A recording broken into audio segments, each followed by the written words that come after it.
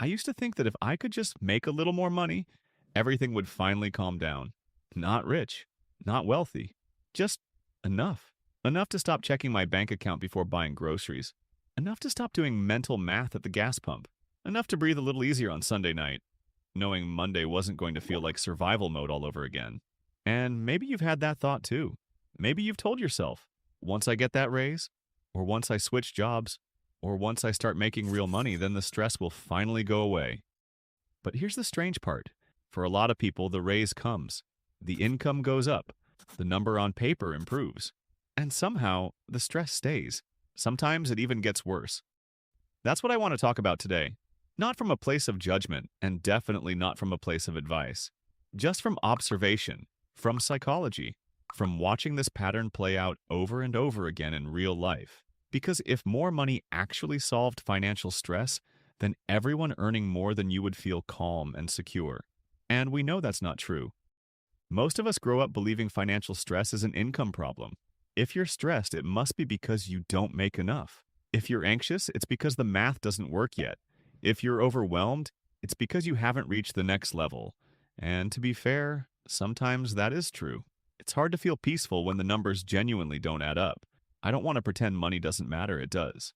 But what almost no one talks about is what happens after the income goes up.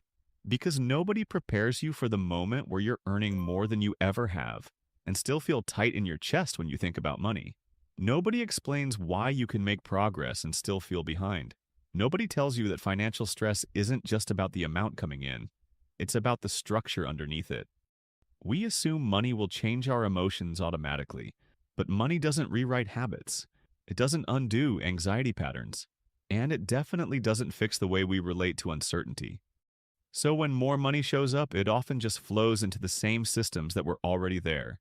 Same spending rhythms, same avoidance, same pressure, same fear of what if. The container didn't change, only the volume did. Here's what usually happens. Someone starts earning more. Maybe it's a raise, maybe a promotion, maybe a better job.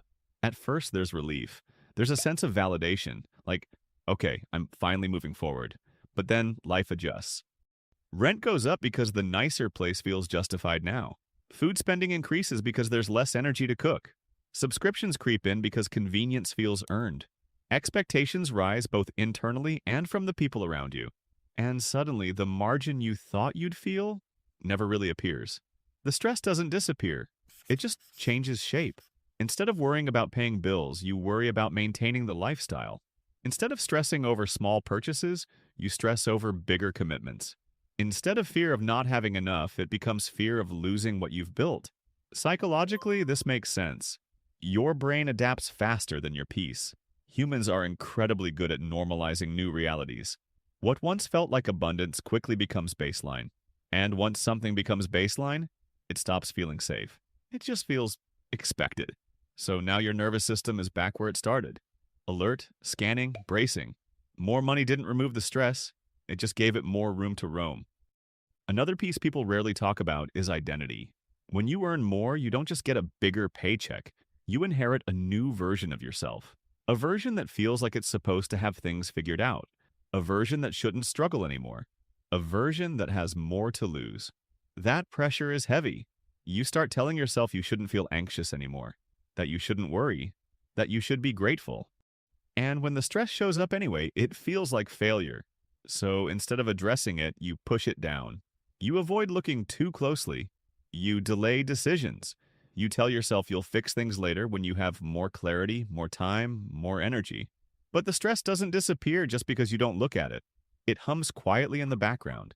It shows up in sleep, in irritability, in that low-level tension that never fully leaves.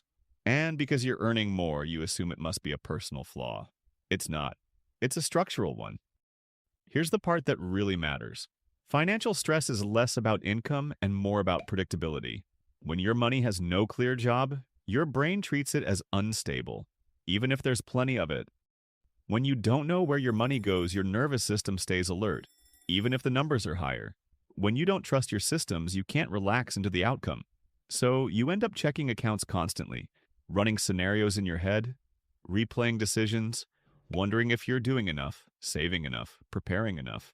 That's not because you're bad with money. That's because uncertainty feels unsafe, and money without structure is pure uncertainty. The turning point for most people isn't earning more. It's realizing that calm comes from clarity, not cash. It's the moment you stop asking, how do I make more? And start asking, why does this still feel stressful? That question changes everything. Because now you're not chasing relief through income. You're building it through intention. You start noticing patterns where money leaks emotionally, not just financially, where spending is tied to exhaustion or reward or avoidance, where saving feels scary because it reminds you of past scarcity. You begin to understand that money stress is often your brain trying to protect you using outdated information. And once you see that, you can work with it instead of fighting it. This doesn't require extreme budgets or rigid rules. It starts small. It starts with giving your money fewer decisions to make. When money has clear lanes, your mind stops spinning. When you decide in advance what portion of your income is for today, what portion is for emergencies, and what portion is for the future, you remove constant negotiation. You don't have to wonder if you're doing the right thing every time you spend. You already decided. That's where peace comes from. Not restriction, pre-commitment. Another shift is separating progress from perfection. A lot of stress comes from the belief that if you're not optimizing, you're failing. That if you're not doing the best thing, you're doing the wrong thing. But calm doesn't live at the edge of optimization. It lives in consistency. A simple plan you trust beats a perfect plan you never follow. And finally, it helps to redefine what enough actually means. Not in a philosophical way, in a practical one. Enough margin to handle a surprise without panic. Enough awareness to know where your money goes.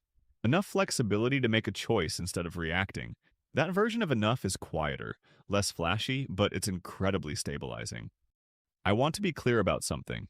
This isn't about lowering ambition, or pretending money doesn't matter, or telling people to just be content. Growth is fine. Wanting more is human. But if the foundation isn't steady, building higher only amplifies the wobble. More money magnifies whatever systems already exist. If your money habits are unclear, more income creates more noise. If your relationship with money is anxious, more income gives that anxiety a bigger stage. But if your systems are calm, even modest income can feel surprisingly stable. That's the quiet truth most people never hear. If you're watching this and realizing, yeah, I make more than I used to, and I'm still stressed, there's nothing wrong with you. You didn't miss a memo. You just weren't taught that money is emotional before it's mathematical. And once you see that, you can stop chasing relief and start building it. Slowly, gently, without pressure. That's what this channel, Aaron's Money Manual, is really about. Not hacks, not hype, just understanding how money actually feels in real life and how to make it feel a little less heavy. You don't need to be perfect. You don't need to overhaul everything. You just need a structure your nervous system can trust. Progress beats perfection every single time. And calm. Calm is built, not earned.